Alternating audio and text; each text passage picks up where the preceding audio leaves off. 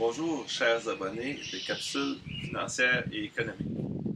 Aujourd'hui, on va parler d'un sujet qui me tient à cœur, le conflit d'intérêts.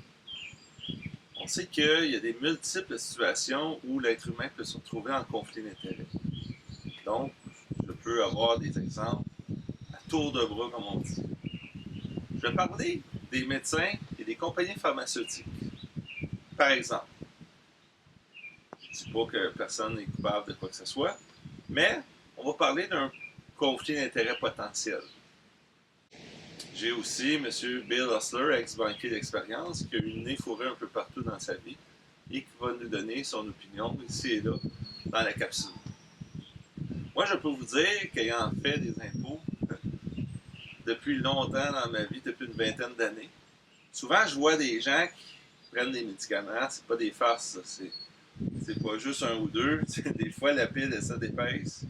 On en bouffe du temps à compter toutes les pilules que la madame apprend, les messieurs. C'est quelque chose. Une chance aujourd'hui, ils peuvent imprimer le relevé, c'est qu'on a le total en bas, ça va mieux. Mais tu comment ça, il y a des gens qui prennent rien, puis qu'il y en a qui en bouffent, ils en bouffent, ils en bouffent. La vie est si dure que ça. Fait que j'ai compris avec le temps qu'un médecin, bon, il veut que son patient guérisse. Lui, il a son gros livre de recettes, puis il sait quoi prescrire.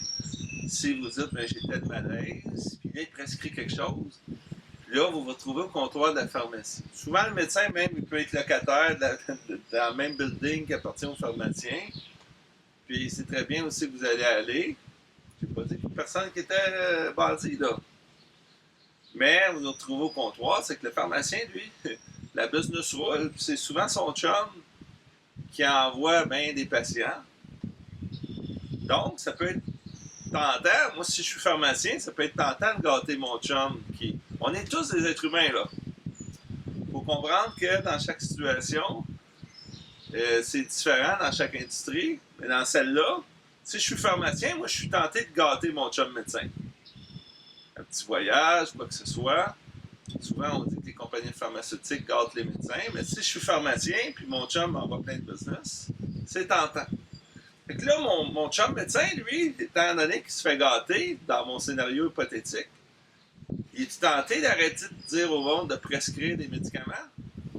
Et là, le système de la santé au Québec, ben ce qui mène, c'est les pharmaceutiques. Les médecines non traditionnelles ne prennent pas beaucoup de place. On va voir, je vais demander à M. Hustler qu'est-ce qu'il pense de tout ça. Bill, est-ce que tu pourrais nous donner ton opinion, s'il vous plaît? Merci, Daniel. Écoute, c'est sûr que situation de conflit d'intérêt dans le pharmaceutique, si le médecin prescrit, et puis là, c'est que le monde prend des médicaments, il y a des effets secondaires à médicaments, et là, prennent un autre médicament, c'est que le médecin envoie encore d'autres business. C'est que ça devient une relation incestueuse un peu. C'est conflit d'intérêt, mais en plus, le problème, c'est que les assurances là-dedans aussi. Parce que les médicaments, c'est soit payé par le gouvernement en grosse partie, soit payé par une compagnie d'assurance. C'est que ça devient un business facile, parce que toutes les professions que c'est remboursé par une compagnie d'assurance ou par le gouvernement, c'est business plus facile. D'ailleurs, il sait très bien ça.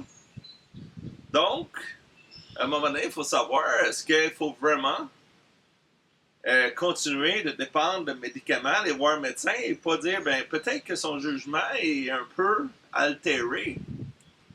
C'est que laissez parole à Daniel. Oui, effectivement, il faut se demander. Moi, comme à peu près tout le monde, j'ai déjà eu certains problèmes de santé. J'étais bien content que le médecin me prescrive à un moment donné le bon médicament. Mais est-ce qu'il faut devenir dépendant de tout ce que le médecin nous dit et de tout ce qu'il nous prescrit, étant donné la relation qui peut être malsaine entre un médecin et un pharmacien? Je vais redonner la parole à Bill. Ouais. Il pense qu'il faut utiliser le jugement. Pense que c'est pas une chose, commencer à consulter, aller voir les massothérapeutes, les ostéopathes, les naturopathes, toutes ces belles petites médecines-là font beaucoup de bien au monde.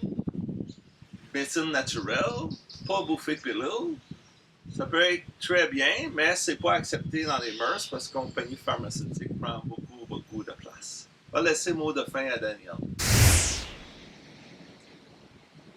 Merci beaucoup, Bill. Effectivement, j'invite tous les abonnés, tous ceux qui écoutent, à faire preuve de diligence et de jugement. Parce que ça se peut qu'un médecin, à un moment donné, ait le réflexe de la prescription un peu facile, et c'est pas lui qui va vous dire d'aller voir tel professionnel de médecine douce, étant donné qu'on a été éduqué à consommer des médicaments et à être dépendant des pharmaceutiques. Je vous invite à réfléchir à tout ceci et surtout à partager. C'est Daniel Pilon, CPA, chroniqueur financier, toujours indépendant.